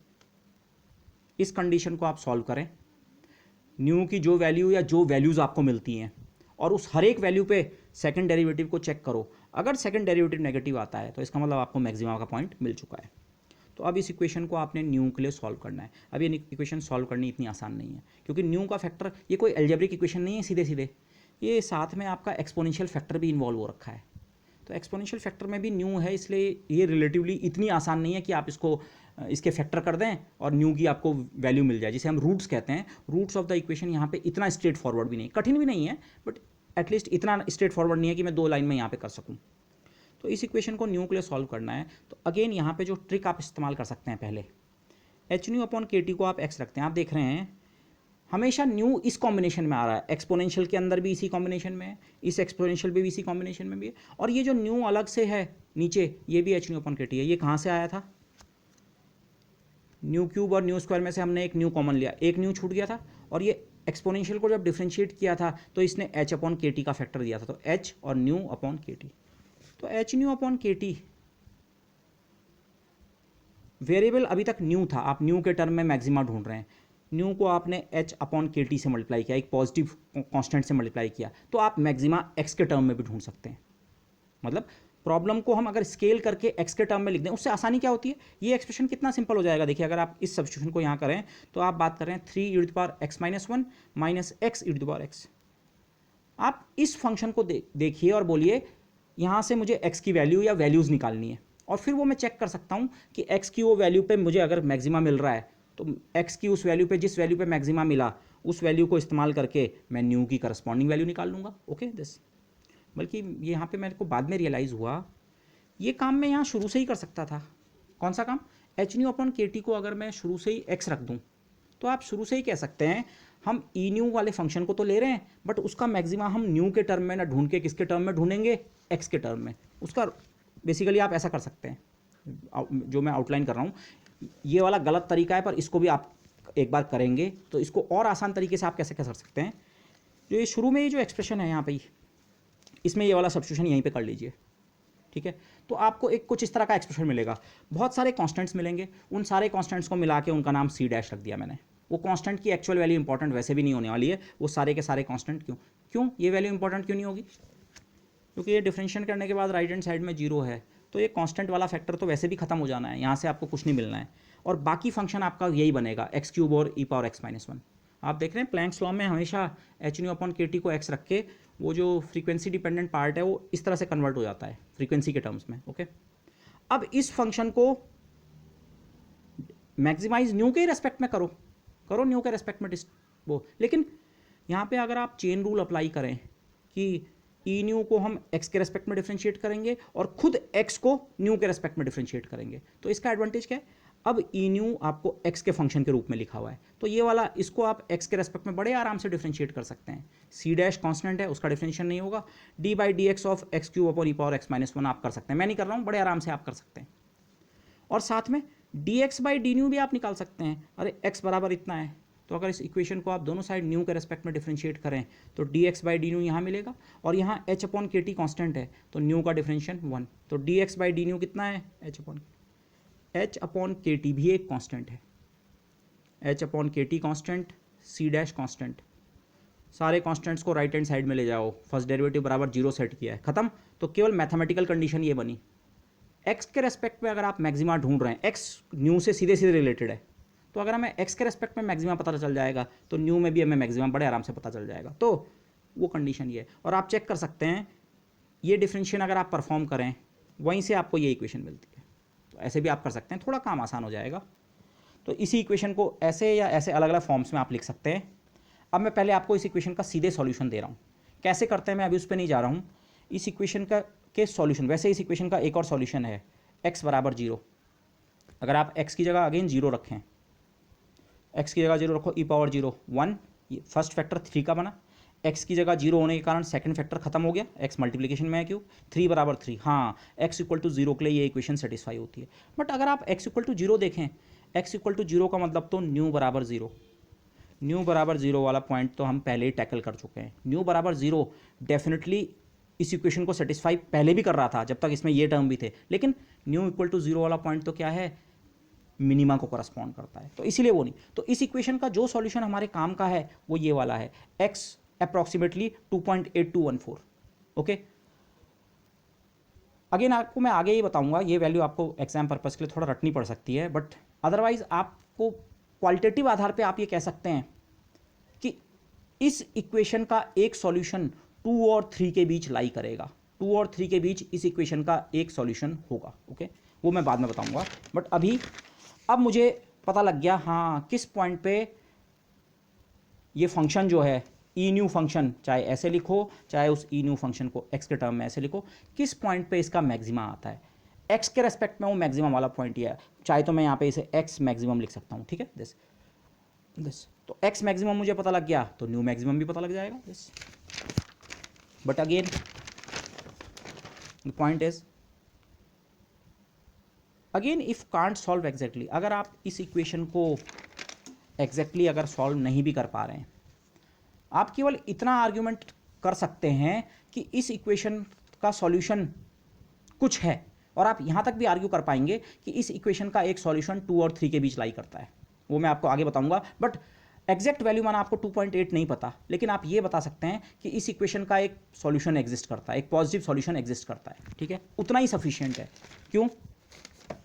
माना वो जो मैक्सिमम सॉल्यूशन है वो कैपिटल ए पे आया, कैपिटल ए एक्चुअली 2.8 है, पर माना मुझे वो वैल्यू नहीं पता, मैं केवल ये कह रहा हूँ मुझे ये पता है इस इक्वेशन को सॉल्व किया जा सकता है, और x इक्वल टू 0 के अलावा जो दूसरा सॉल्यूशन है उस सॉल्यूशन की वैल्यू कैपिटल ए है। तो हम ये कह रहे हैं मतलब मैक्सिमम वाला पॉइंट कहाँ पे है, x equal to capital A. तो x हमने किसे सब्स्टिट्यूट किया था, H nu upon K T को, इसका मतलब मैक्सिमम वाले पॉइंट पे H nu upon K T की वैल्यू कितने के बराबर होगी, ए के बराबर।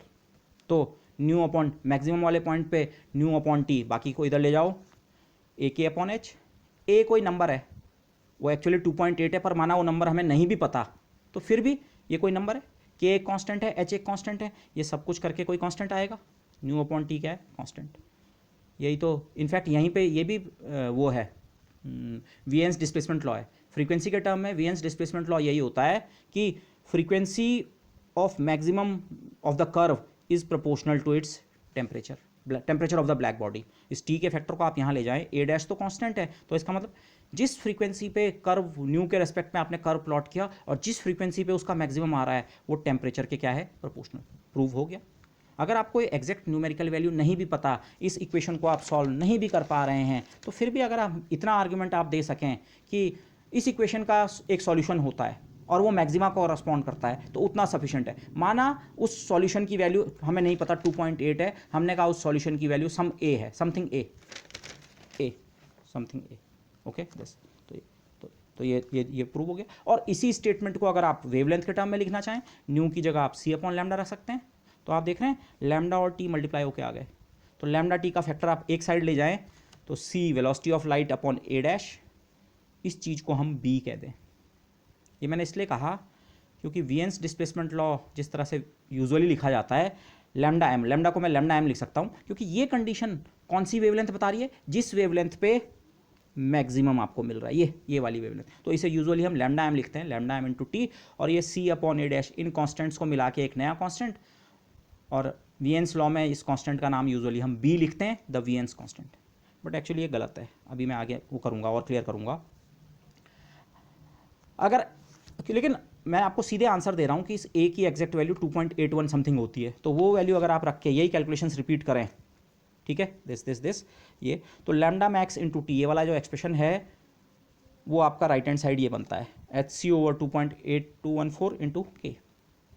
और इसी लॉ से अगर आप फ्रीक्वेंसी मैक्सिमम निकालना चाहें, यहाँ पे 2.8214 आपको सॉल्यूशन की वैल्यू पता है, एक्स के रेस्पेक्ट में मैक्सिमम की वैल्यू पता है, के आपको पता है, एच पता है, तो टी का फैक्टर भी आप यहाँ ले जाएं। तो ये फॉर्म क्यों इंपॉर्टेंट है, ये एक्सप्रेशन क्यों इंपॉर्टेंट है, आप सीधे सीधे अगर आपको ब्लैक बॉडी का टेम्परेचर दे रखा है तो कौन सी फ्रीक्वेंसी पे आपको स्पेक्ट्रल इमिसिव कर्व में मैक्सिमम मिलने वाला है, आप सीधे यहाँ पे इवेलुएट कर सकते हैं। ये फैक्टर है 5.8 इंटू 10 पावर 10, यहाँ पे थोड़ा गलत हो गया लिखने में, 10 की पावर 10 है, ओके, 5.8 इंटू 10 पावर 10 हर्ट्ज पर केल्विन इंटू टेम्परेचर। तो ये एक्सप्रेशन सीधे आप ऐसे इस्तेमाल कर सकते हैं। माना आपको सनलाइट के लिए निकालना है कि सनलाइट के लिए मैक्सिमम किस फ्रीक्वेंसी पे होता है स्पेक्ट्रल इमिसिव कर्व का मैक्सिमम, तो आप टेम्परेचर की जगह 6000 केल्विन रख सकते हैं, केल्विन से केल्विन कैंसिल, 6000 को यहाँ मल्टीप्लाई करके जो भी फैक्टर बना उतना हर्ट्ज, उस हर्ट्ज पे सन या 6000 केल्विन की ब्लैक बॉडी का इमिशन कर्व फ्रीक्वेंसी के टर्म वाला मैक्सिमम शो करता है, ओके। लेकिन अब एक कन्फ्यूजन मैंने कई बार और स्टूडेंट्स में देखा पिछले सालों में पढ़ाते हुए, क्योंकि आप सामान्यतः ये सोचते हैं अच्छा फ्रीक्वेंसी बढ़ रही है तो वेवलेंथ कम हो रही है एंड वाइस वर्सा, फ्रीक्वेंसी और वेवलेंथ का रिलेशन इन्वर्स होता है। तो मतलब अगर हम न्यू मैक्सिमम की बात कर रहे हैं, फ्रीक्वेंसी में मैक्सिमम की बात कर रहे हैं, तो मतलब वेवलेंथ में मिनिमम, यहाँ पे ऐसा रिलेशन नहीं है, यहाँ पे हम इस पॉइंट की बात कर रहे हैं, कर्व के मैक्सिमम वाले पॉइंट की बात कर रहे हैं, तो इसके करस्पॉन्डिंग अगर आप वेवलेंथ को देख रहे हैं तो इसी वेवलेंथ को हम लैम्डा मैक्स कह रहे हैं, और इसी पॉइंट पे अगर आप फ्रीक्वेंसी को देख रहे हैं तो आप उसे न्यू मैक्स कह रहे हैं, मतलब इस वाले पॉइंट के करस्पॉन्डिंग की वेवलेंथ या फ्रीक्वेंसी है। तो यहाँ पे ऐसा कोई रिलेशन नहीं है कि एक बढ़ रहा है दूसरा घट रहा है, कोई फ्रीक्वेंसी बढ़ने या घटने की बात नहीं हो रही है, हम तो कर्व के मैक्सिमम वाले पॉइंट की या तो वेवलेंथ रीड कर रहे हैं या फ्रीक्वेंसी रीड कर रहे हैं, ओके। तो ये कन्फ्यूजन ना करें, this it's just the position of the peak with respect to या तो न्यू या with respect to लैम्डा, तो ये कन्फ्यूजन ना करें, ओके। दिस लेकिन अब पॉइंट ये है जो मैं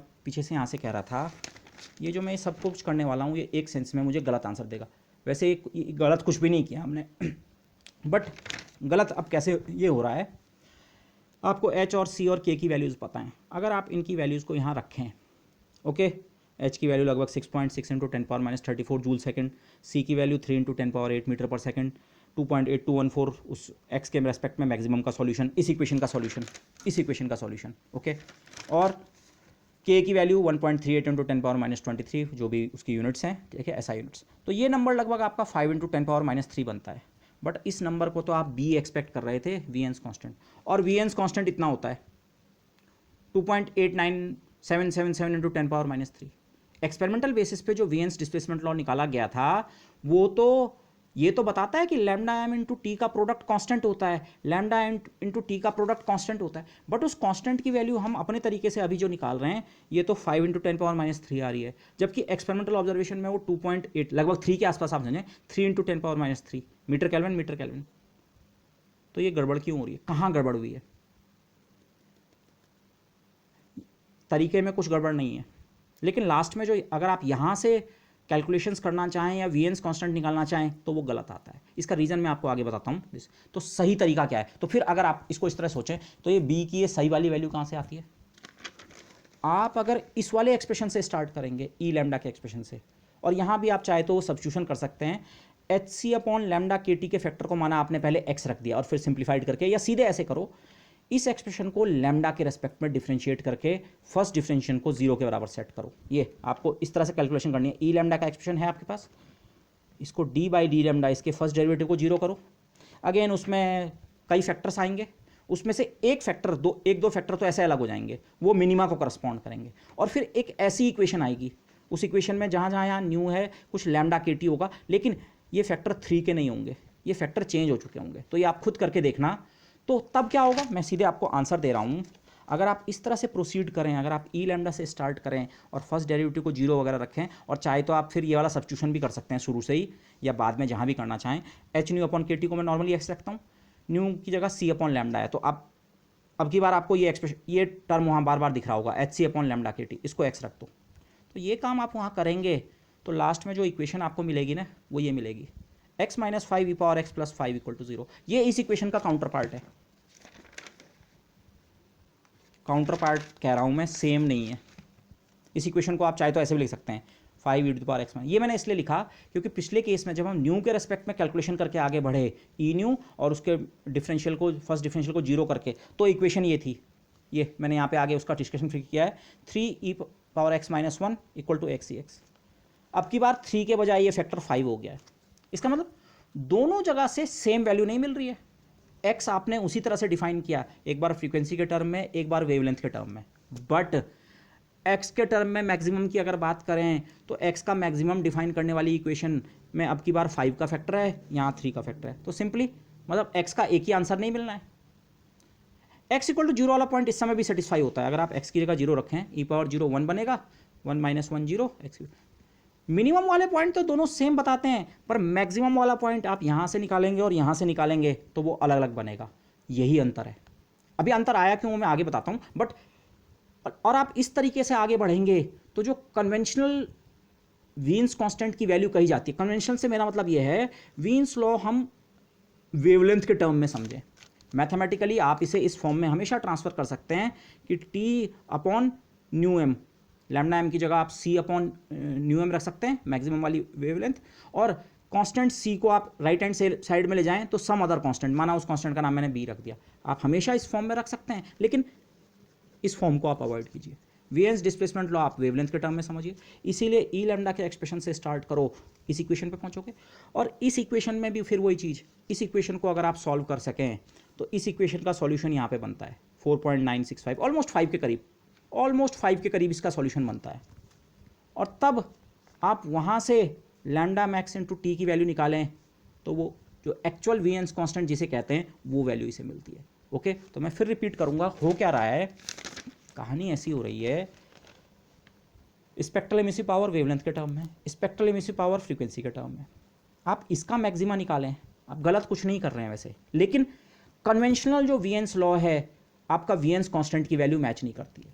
यहाँ से प्रोसीड करें, जो वीएन्स लॉ की एक्सपेरिमेंटली मेजर्ड वैल्यू आप उसे कह सकते हैं ये वाली, ओके, उससे आंसर आपका मैच करता है। अब ये अंतर क्यों आता है, लेकिन आप फिर बोलेंगे कि चाहे फ्रीक्वेंसी के टर्म में बात करो चाहे वेवलेंथ के टर्म में बात करो, आंसर तो एक ही होना चाहिए।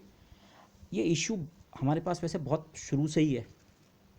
ये इशू की जड़ यहाँ पे है।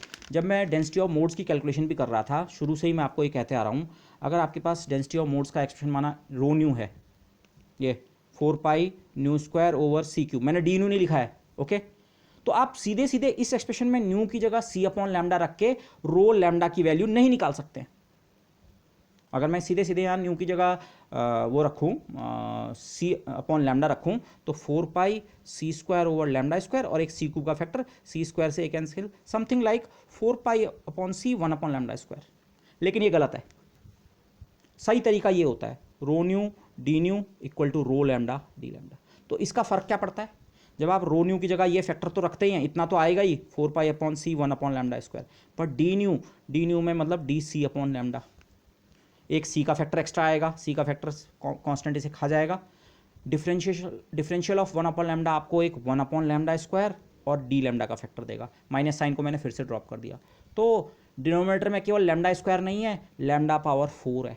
सीधे सीधे करते तो आपको लगता एक्सप्रेशन 4 पाई अपॉन सी square 4 pi upon c 1 upon lambda square होना चाहिए, जबकि सही एक्सप्रेशन जो है वो है 4 pi upon lambda 4 D lambda. एक सी का फैक्टर मिला एक्स्ट्रा और उससे भी ज़्यादा इंपॉर्टेंट 1 अपॉन लैम्डा स्क्वायर का फैक्टर और मिला। तो यही चीज़ ये है एक्चुअली, जिन चीज़ों की हम वो बात कर रहे हैं, ये डिस्ट्रीब्यूशन है।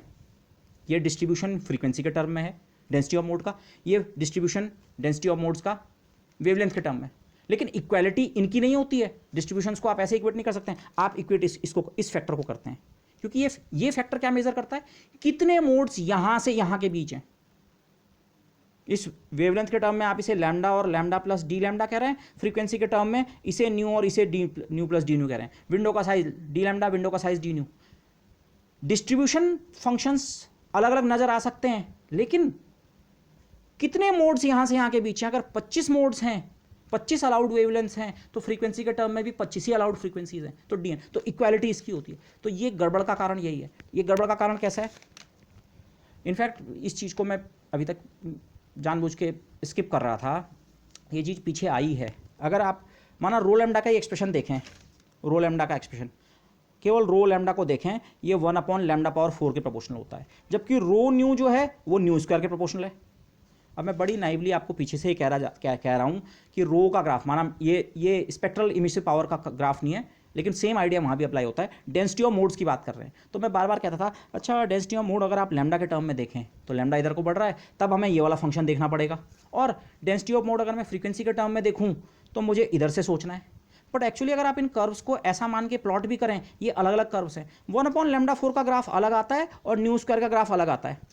जनरल शेप तो एक जैसी रहती है, जनरल शेप मतलब इस एंड पे ये 0 से आते हैं अगर हम इधर को बढ़ें, और फिर बढ़ते बढ़ते इन्फिनिटी जाते हैं, पर एग्जैक्टली दोनों ओवरलैप नहीं करते हैं। तो ये गलती मैं पीछे भी करते आ रहा हूँ। गलती का मतलब ये है, जब मैं ये वाले कर्व भी दिखाता हूँ ना, आप ऐसा सोच लीजिए आप हमेशा लैम्डा और ई लैम्डा का प्लॉट कर रहे हैं। अगर आप न्यू और ई न्यू का प्लॉट कर रहे हैं, जनरल शेप ऑफ कर्व तो ऐसी ही रहेगी कि इधर से अगर हम बढ़ें तो बढ़ेगा बढ़ेगा बढ़ेगा और फिर घट जाएगा, लेकिन वो एग्जैक्टली इस कर्व से मैच करे बिल्कुल जरूरी नहीं है, बल्कि मैच भी नहीं करेगा, वो कुछ ऐसा हो सकता है, ऐसा उसी डेटा के लिए दिस। तो ये फीचर जो है ये हमेशा था हमारे पास, केवल पहली बार नहीं आया कि ये वीएन्स कांस्टेंट अगर मैं न्यू के टर्म में निकालना चाहूँ तो मैक्सिमा की पोजीशन कहीं और बताई जा रही है, और वेवलेंथ के टर्म में निकालूं तो कहीं और सही वाला हम वेवलेंथ वाले को मानते हैं। वो कन्वेंशन है, पहले से वीन्स लॉ जिस तरह से इस्टेब्लिश हुआ, इसीलिए मैं कह रहा हूँ ये गलत नहीं है। पर गलत इस सेंस में कि यहाँ से आप वीएन्स कांस्टेंट की वैल्यू रीड करने की कोशिश करेंगे तो एक्सपेरिमेंटली लोगों ने जिस चीज़ को वीएन्स कांस्टेंट कहा था आपकी वो वैल्यू निकलेगी ही नहीं, तो इसीलिए आप ऐसे करेंगे। और इसका फंडामेंटल रीज़न, अगर आप लास्ट में इसके फंडामेंटल रीज़न में जाना चाहें, उसका फंडामेंटल रीज़न यहाँ छुपा हुआ है, यही ये जो डी न्यू और डी लैम्डा है। डी न्यू और डी लैम्डा आपस में किसी कांस्टेंट से रिलेटेड नहीं है। मैं एक सिंपल सी कैलकुलेशन यहाँ पे करूँ, डी न्यू आपका, केवल मैं डी न्यू के फैक्टर को देख रहा हूँ, डी न्यू की जगह d of c upon lambda, minus sign को मैं ड्रॉप कर दूंगा, c upon lambda square d lambda. अगर ये लैम्डा स्क्वायर का फैक्टर नहीं होता, माना नहीं होता, तो डी न्यू और डी लैम्डा के बीच केवल एक कांस्टेंट का फर्क था, सी स्पीड ऑफ लाइट कांस्टेंट है। अगर ऐसा होता तब डी न्यू और डी लैम्डा एक ही बात कर रहे थे। एक ही बात का मेरा मतलब क्या है, आप इसे इस तरह से सोचिए, जैसे यही आपके पास कोई शीट ऑफ पेपर होती है ना, और आप उसकी फोटोस्टेट करवाते हैं बाजार में, और आप उसे कहते हैं इसको थोड़ा रिड्यूस करके निकाल देना, 50% रिड्यूस कर देना। तो होता क्या है, आप इस तरह सोचिए, आपने एक ग्राफ बना रखा था, ये ग्राफ, ये एक्स एक्सिस पे ये थे, माना 1-1 या 5-5 सेंटीमीटर पे कुछ लाइंस थी, ठीक है। जब इस ग्राफ को आप फोटोस्टेट करके निकालते हैं और माना आपने 50% रिडक्शन पे निकाला, तो होता क्या है, ये वाला पॉइंट यहाँ पे आ जाएगा, ये वाला यहाँ पे, ये वाला यहाँ पे। लेकिन अगर ये दूरियाँ बराबर हैं तो इसमें भी ये दूरी कम हो गई लेकिन बराबर रहती हैं। ओके, रिडक्शन करने से हर जगह एक जैसा रिडक्शन होता है। माना इस सेगमेंट का नाम मैं ए रखूँ, इस सेगमेंट का नाम बी रखूँ, इस सेगमेंट का नाम सी रखूँ, तो रिडक्शन के बाद 50% रिडक्शन पे जब आप फोटोस्टेट देखते हैं तो ये लेंथ a/2 हो गई होगी, लेकिन ये भी b/2 और ये भी c/2 सेगमेंट, तो फिगर वैसी दिखता है। बट यहाँ पे कहानी अलग है। डी न्यू और डी लैम्डा, आप एक बार ग्राफ को न्यू के टर्म में प्लॉट कर रहे हैं, एक बार ग्राफ को लैम्डा के टर्म में प्लॉट कर रहे हैं, लेकिन उनके बीच का जिसे हम स्केल फैक्टर कहते हैं, स्केल फैक्टर का मतलब वही है जो आप अपने मोबाइल पे किसी फोटो को यूं करके जूम करते हैं। फोटो को जूम भी किया लेकिन उसकी जो रिलेटिव डायमेंशंस होती हैं किसी भी दो चीज़ के बीच की, वो सेम रहती है। मतलब जूम जब आप करते हैं किसी फिगर को, ये भी एक तरह का जूमिंग है, जूम आउट या जूम इन है, लेकिन जब आप जूम आउट या जूम इन करते हैं तो हर सेगमेंट उतना ही जूम आउट होता है। माना यहाँ पे जूम किया हमने, इसे आप 50% रिडक्शन कह सकते हैं, लेकिन फिगर का हर पार्ट या ग्राफ का हर पार्ट उतना ही रिड्यूस हुआ। लेकिन यहाँ कहानी अलग है। इसको इस तरह सोचें, माना मेरा एक्सप्रेशन ये निकला, डी न्यू बराबर कितना है, c/λ² डी लैम्डा। फ्रीक्वेंसी के टर्म में आप पहले इस फिगर को देख रहे थे, ठीक है। इधर 0 फ्रीक्वेंसी है, 1 फ्रीक्वेंसी, 2, 3, 4 अप टू इन्फिनिटी जा रहे हैं। इसमें आपने कहीं पे एक यूनिट फ्रीक्वेंसी की विंडो ली, डी न्यू, लेकिन डी न्यू की वैल्यू मैंने 1 ले रखी है। आपने यूनिट फ्रीक्वेंसी की विंडो ली, माना 9 से लेकर 10 हर्ट्ज फॉर एग्जांपल, 9 से लेकर 10 हर्ट्ज, और ऐसी यूनिट फ्रीक्वेंसी की विंडो आपने बहुत हाई वेवलेंथ पे भी ली, 1 करोड़ हर्ट्ज और 1 crore plus 1 hertz. Okay, this बराबर unit window, unit frequency difference की आपने विंडो ली। ओके, दो अलग अलग पॉइंट्स पे, अलग अलग पॉइंट्स पे मतलब क्या है, इस रीजन में न्यू की वैल्यू अलग है। माना मैं ऐसी एक नंबर लिख दूँ, न्यू यहाँ 10 के आसपास है, जबकि न्यू यहाँ माना 10⁸ है, मैंने ऐसी लिख दी है, ठीक है। विंडो का साइज़ बराबर है। अब फ्रीक्वेंसी में तो ये विंडो का साइज़ बराबर था। अब अगर इस रीजन में न्यू बराबर 10 है तो यहाँ लैम्डा कितना होगा, लैम्डा होता है c/न्यू, 3 × 10⁸ माना ये हर्ट्ज में है फ्रीक्वेंसी, तो लगभग 3 × 10⁷। और यहाँ आप अगर वो निकालेंगे तो यहाँ बनेगी 3 मीटर, यहाँ 3 × मतलब लैम्डा भी अलग अलग है। इस रीजन में इस रीजन में लैम्डा की वैल्यू 3 है, इस रीजन में लैम्डा की वैल्यू 3 × 10⁷। तो इससे क्या फ़र्क पड़ता है। अब इसी विंडो को, अब आप फ्रीक्वेंसी के बजाय इसी विंडो को मेज़र करना चाहें, वेवलेंथ में ये कितनी बड़ी विंडो है, मतलब डी लैम्डा की वैल्यू कितनी है, वही विंडो है, ये इस वेवलेंथ से लेकर इस वेवलेंथ तक की बात कर रहे हैं, बट इन वेवलेंथ्स का अंतर कितना है, डी लैम्डा कितना है। डी लैम्डा आप यहाँ से निकाल सकते हैं, λ² times d nu, λ² times d nu. Lambda है 3 × 10⁷, उसका स्क्वायर, सी की वैल्यू में नहीं रख रहा, सी क्योंकि कांस्टेंट है, हर जगह उतनी वैल्यू आएगी। डी न्यू फ्रीक्वेंसी में ये विंडो 1 यूनिट की थी तो 1, तो वेवलेंथ में ये विंडो इतनी बड़ी है, जितनी भी वैल्यू हो इतनी बड़ी है। लेकिन वही कहानी यहाँ पे करें, फ्रीक्वेंसी की में वो विंडो उतनी है, यूनिट लेंथ की है, डी न्यू बराबर 1 अभी भी है, पर मैं फिर से डी लैम्डा निकालना चाहूँ, डी लैम्डा बराबर λ² D new.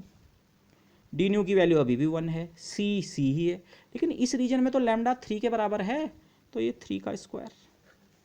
Exact numerical values पे भी आप ना जाएं, हो सकता है मैंने जल्दीबाजी में गलती भी कर दी हो।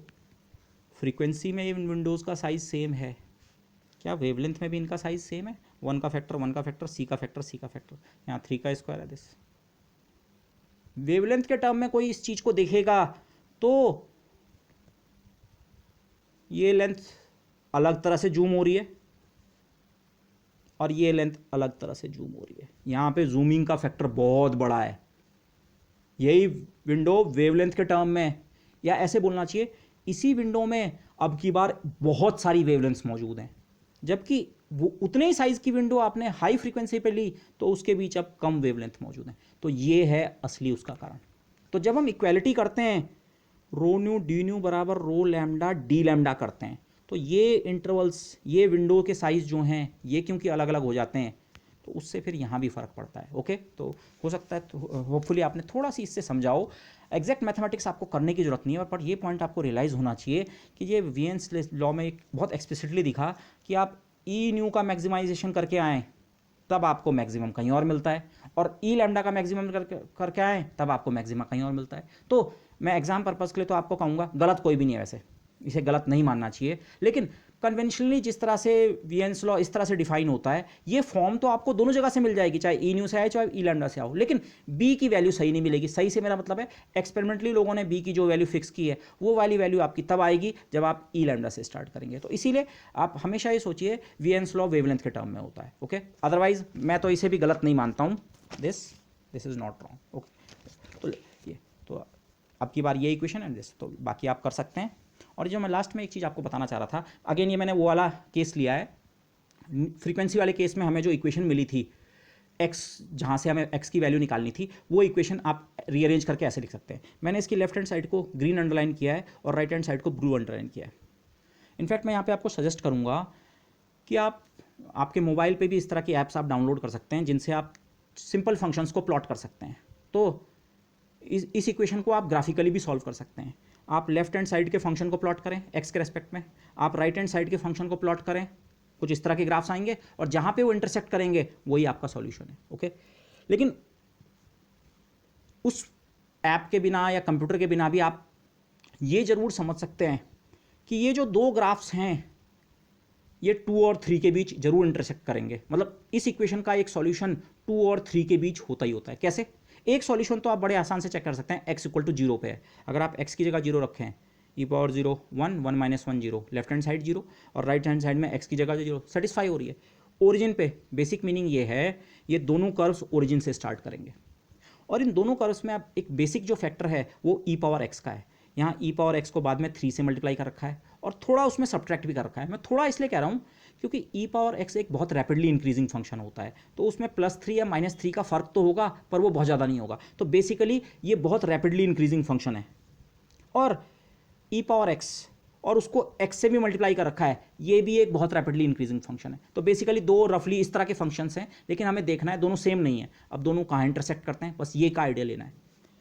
अगर आप इस इक्वेशन को x इक्वल टू 2 के लिए चेक करें, और मैं इक्वेशन के लेफ्ट हैंड साइड से स्टार्ट करता हूँ। इक्वेशन के लेफ्ट हैंड साइड में मैं x की जगह 2 रखता हूँ, ठीक है। तो लेफ्ट हैंड साइड क्या बना, x इक्वल टू 2 के लिए green 3 e to the power 2 minus 1। अब ये 3 इंटू ई टू पावर 2 के फैक्टर को इसमें 2 ई टू पावर 2 अलग कर दिया और 1 ई टू पावर 2 अलग कर दिया, ठीक है। ई स्क्वायर के 3 फैक्टर थे, 2 एक साथ और एक साथ में, ऐसा इसलिए किया। अब आप इस चीज़ को देखें, x इक्वल टू 2 पे इस फैक्टर की वैल्यू कितनी होनी चाहिए थी, 2 ई पावर 2।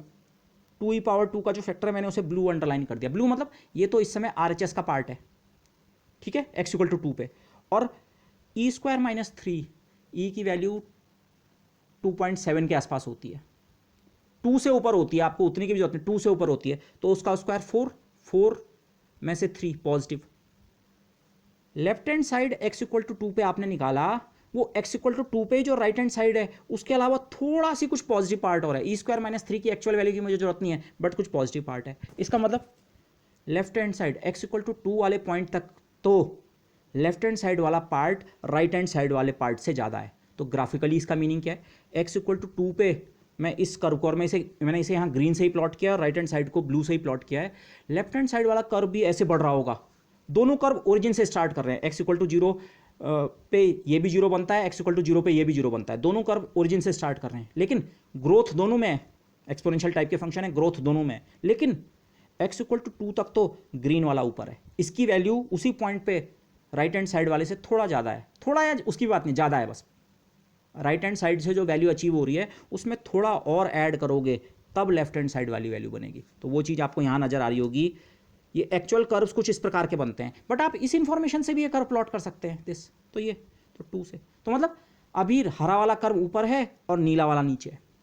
लेकिन अगर आप x इक्वल टू 3 वाले पॉइंट पे भी यही एनालिसिस करें, x इक्वल टू 3 पे लेफ्ट हैंड साइड की value 3 E power 3 minus 1, 3 E power 3 minus 1, पहले इस लाइन को देख लें, ग्रीन अबव ब्लू का मतलब क्या है, x इक्वल टू 2 पे ग्रीन कर्व जरूर ब्लू से ऊपर होगा, तो ग्रीन ब्लू से ऊपर। लेकिन x इक्वल टू 3 पे देखें तो लेफ्ट हैंड साइड 3e⁻³ और इस फैक्टर को खोल के लिखा, और x इक्वल टू 3 पे राइट हैंड साइड की वैल्यू 3e⁻3।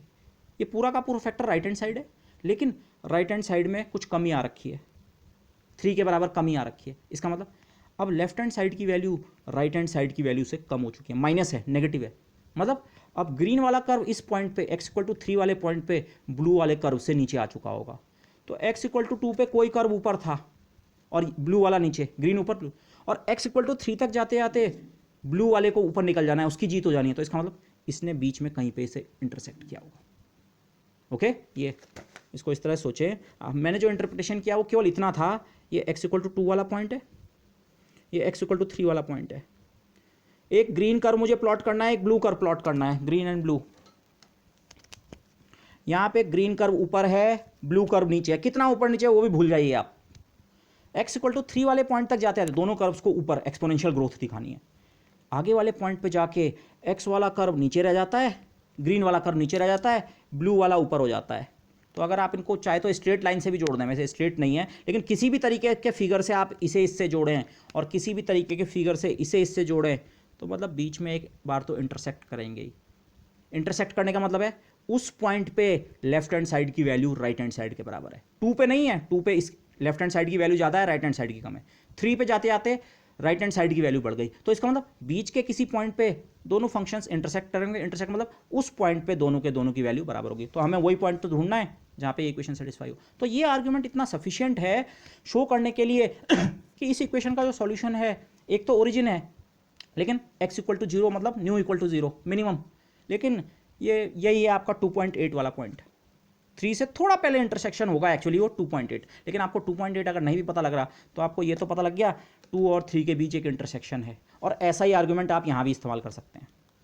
आप ये शो कर सकते हैं कि एक इंटरसेक्शन इस फंक्शन और इस फंक्शन के प्लॉट्स का एक तो ओरिजिन पे होगा, लेकिन एक 4 और 5 के बीच भी होगा। इनफैक्ट वो 5 के बहुत करीब होता है, बट 4 और 5 के बीच आप बड़े आराम से शो कर सकते हैं। तो फिर अगर आपको एग्जैक्ट न्यूमेरिकल वैल्यू याद नहीं भी है ये वाली, तो फिर भी आप केवल इस तरह का आर्ग्यूमेंट दे सकते हैं। अच्छा, x का मैक्सिमम किसी ना किसी वैल्यू पे बनेगा, वो वैल्यू 4 और 5 के बीच है, उसको हमने a लिख दिया, और फिर आप अपना वीएन्स लॉ को डिराइव कर सकते हैं। ओके, सो होपफुली ये लेक्चर थोड़ा लंबा तो हो गया, but you might have learn some techniques, okay, जो फिजिसिस्ट बहुत फ्रीक्वेंटली यूज़ करते हैं। इसे केवल ये ना सोचें मैंने बीच में रीमान जीटा की बात की या लास्ट में ये आपको एक्सप्रेशन दिया, ये शायद आप बोलें एग्जाम पर्पज़ के लिए बहुत डायरेक्टली रेलिवेंट नहीं है, बट स्टिल ये टेक्निक्स हैं जो फ्यूचर में आप फिजिक्स में आपको एम्प्लॉय करनी पड़ती हैं। Okay, so I guess that would be all for the time being. Thank you everybody.